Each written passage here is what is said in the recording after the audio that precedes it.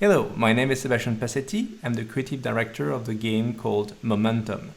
Momentum is a military RPG with tactical combat. Today we will be presenting the prototype we presented at Gamescom 2019. Before getting started, I would like to remind you that this is a prototype with placeholder graphics and a lot of things are still work in progress. In this video, you will see the prototype followed by a presentation of the scope of the project. In Momentum, you are a former Special Force officer. Recently recruited by the CIA, you are responsible for a top-secret operation. Your goal is to defend a country against a foreign invasion. What you see now is the strategy map. There are 5 military regions to secure. Right now, you are responsible for the military region 4. By clicking on it, you can zoom in.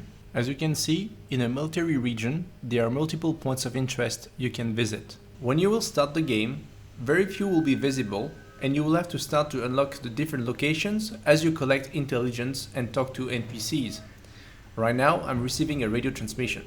I'm going to pick it up. The person calling is a US Army colonel, and he needs my help. 4 of his men got captured by the enemy. I can accept or refuse the mission. It is up to me. In this case, I will ask for more information about the mission before deciding. I have 3 options. I can accept the mission and go directly into the action, or I can negotiate some kind of deal with the colonel, and if I'm the type of player that enjoys going deeper in the background, I can ask for more information to get a better sense of what is the situation in the region and why the US forces cannot intervene in the area. It is up to me as a player to decide what I want to do. Of course, there will be positive or negative consequences based on my decisions. Right now, my goal is to negotiate with the colonel. I would like to get from him additional firepower. I'm going to make this short, but at the end, I'm able to secure a gunship. And this gunship will provide me additional firepower during the mission. Now that I have accepted the mission, there's a new point of interest on the map. What you see moving on the screen is the helicopter containing my soldiers. Now that my helicopter has arrived, I can start the mission.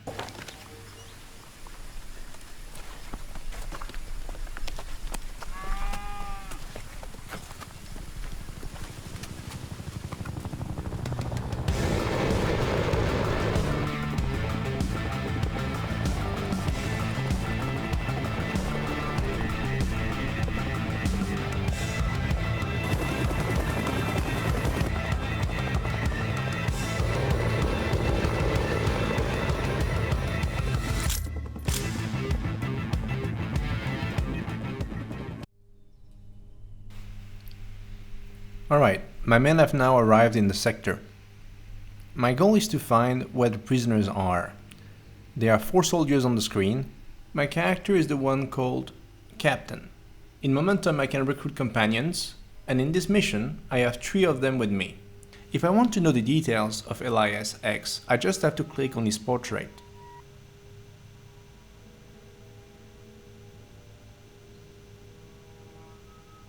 Now I can see his character sheet. The character sheet allows you to understand who are your companions and what makes them special. Key information you will find here includes companion level, weekly cost. Each companion costs money, and this is why securing strategic locations like factories, plantations on the strategy map is important. Your companions have their own motivations.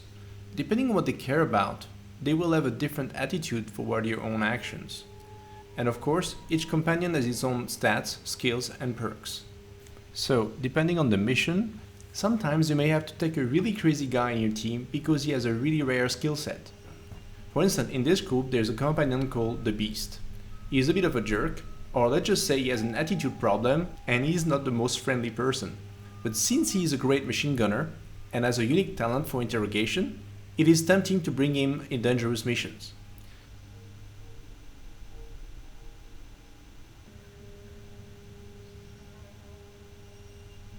Here you can see a list of active quests you have to solve. Right now you have to save some prisoners of war, and if you find an enemy officer, you should try to snatch him.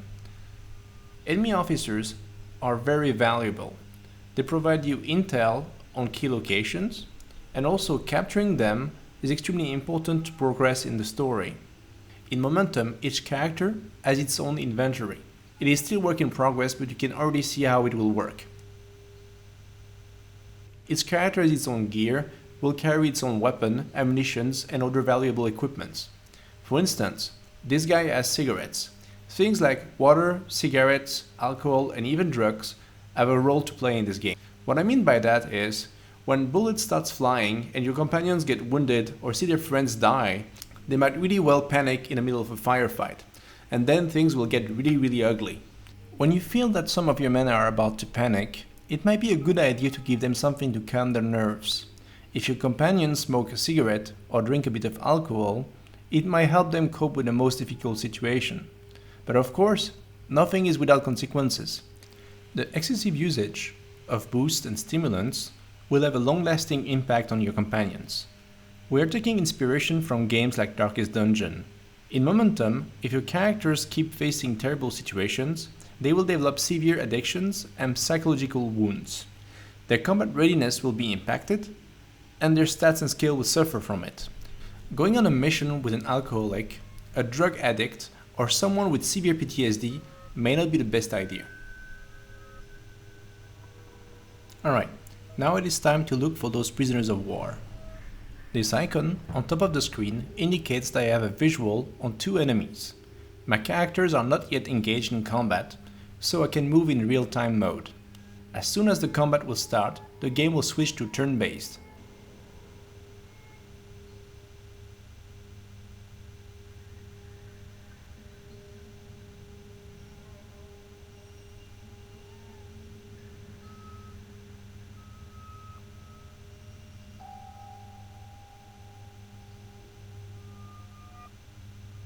Since there are only two enemies visible, I'm going to surround them.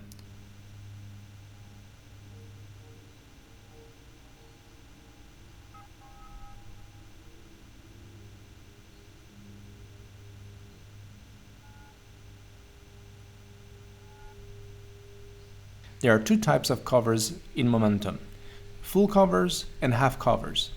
The full covers are marked by a blue shield, while the half covers are marked with a yellow shield.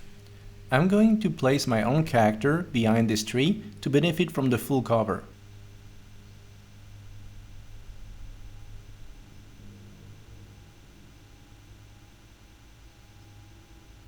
Elias will be behind the big rock that will also act as a full cover.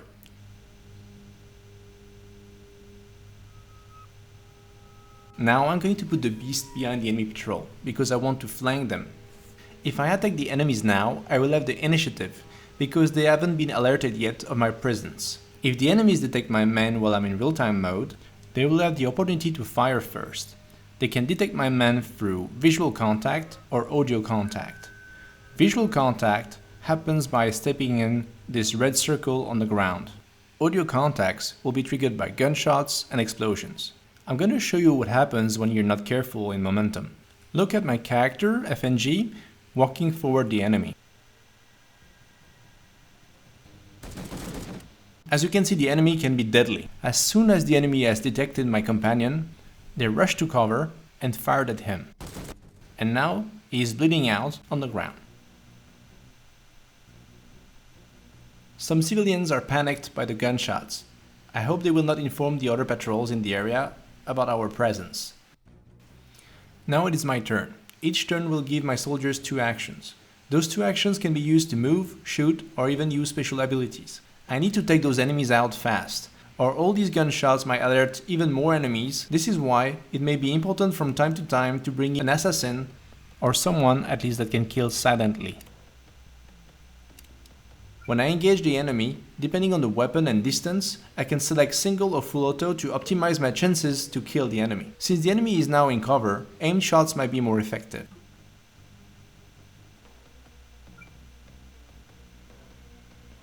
I will not command the rest of the skirmish.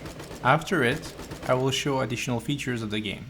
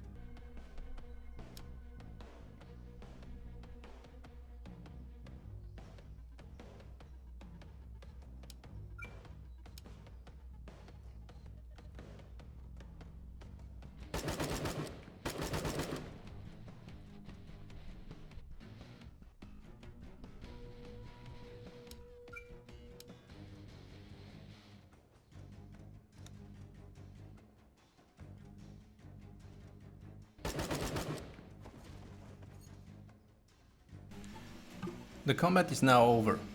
I killed 2 enemies and one of my men died. I see that one of the enemy is still alive and have a special marker. I'm going to ask my character, the captain, to check him out. This is obviously a placeholder interface, but imagine that you would have here an animated face and the voiceover of the enemy soldier suffering and asking for your help. On the top right side, there is the beast, one of my companions, that is also an interrogation specialist, and he wants to take care of the prisoner. This is what we call in Momentum moral choices. As the squad leader, I have to decide if I'm going to give morphine to this enemy soldier first, or the second option is to let the beast torture the prisoner to get the information we need. I can also try to interrogate him myself, but my character is not an interrogation specialist, and I'm afraid I might fail. My goal here is to find out where the US prisoners are. I already have 1 casualty, and if I keep looking for them without any intel on their location, I'm afraid that other people in my team might die. I don't want to be a monster though. So, since this guy is suffering a lot, I think I should give him a bit of morphine first. Now the prisoner feels much better, but my companion, the beast, is not happy with what I did, and he probably lost a bit of faith in my capacity to do what needs to be done for the success of this mission. If I disappoint my companions too often, their morale will decrease to a point where they might be tempted to deal with their frustration and disappointment by using stimulants like cigarettes, alcohol, drugs, etc. Or they just might leave the group depending on their story and situation. Coming back to the interrogation. Now that the prisoner is feeling a bit better, I'm going to ask him to point the location of the prisoners on my map. Unfortunately, the prisoner says he doesn't know anything, but I have the feeling he is lying. So we'll ask the beast to take over. I could do other things, but I think this is the right thing to do, because if I try to do it myself, I know I will fail. I could send him back to my base, but I will not get any valuable information anymore for this mission. So although I don't like to use violent means, I think I need to ask the beast. So the beast managed to get the information I needed. This is why there is now this white marker that indicates the location of the prisoners. However, the prisoner died during the interrogation. And because of this, Elias, the Jiminy Cricket of the group, is really upset about the situation. He says it's really wrong to kill prisoners. Well, I agree with him. That was not the intent, but this is what happened. Now I'm going to take a step back for you guys to explain what happened. In Momentum, this is a moral choice situation, and depending on what I do, there are multiple possible outcomes. These outcomes can be immediate or have consequences much later in the game. Those moral choices add also a lot of replayability, because as a player, I will always wonder, what if? And what if I hadn't given the morphine to this guy first? What would have happened? Well, in this situation, giving the morphine was not a good idea, because the morphine I gave made the prisoner much more resistant to the interrogation. The beast had a hard time to get the information, and he had to really push the prisoner. This is why the prisoner died. If I hadn't been so kind at the beginning, the prisoner would still be alive. What is important is that we want the player to think himself as a squad leader. And to protect his men, he will have to make difficult decisions. Now I know where the prisoners are. FNG, the companion that died, was carrying the radio. Without the radio, I wouldn't be able to call for an evac or for backup. So I'm going to loot the body of FNG, take the radio, and place it in my own character's backpack. Alright, now you can see that the radio is on the back of my main character. I'm going to move my men now in the direction of the prisoners.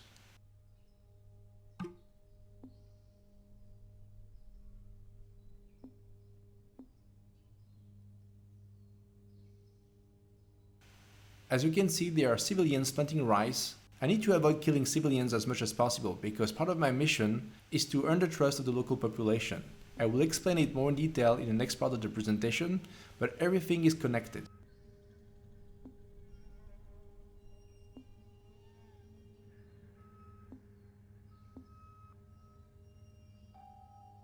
I'm closing in on a small outpost with a lot of enemy soldiers. There are about 10 enemy soldiers over there. This is going to be tough. I'm down to 3 men, and there are over 10 of them.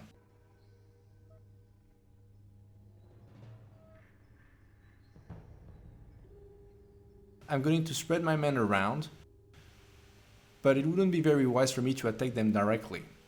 However, the situation is perfect to show you another feature of Momentum. If you remember, at the beginning of the mission, I was negotiating with the colonel to get access to a gunship for this mission. This is now the moment to use it. From what I can see, there are no civilians next to those enemies. The gunship should be able to do a lot of damage. Now you also understand why it was really important for me to keep the radio. With the marker on the ground, I'm trying to get as many of them as I can in the target area. And now I'm confirming the order.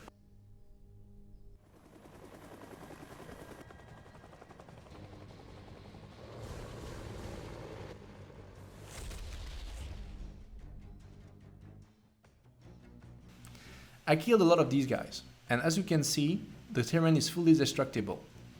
The trees are broken, the houses are broken, and the covers are destroyed.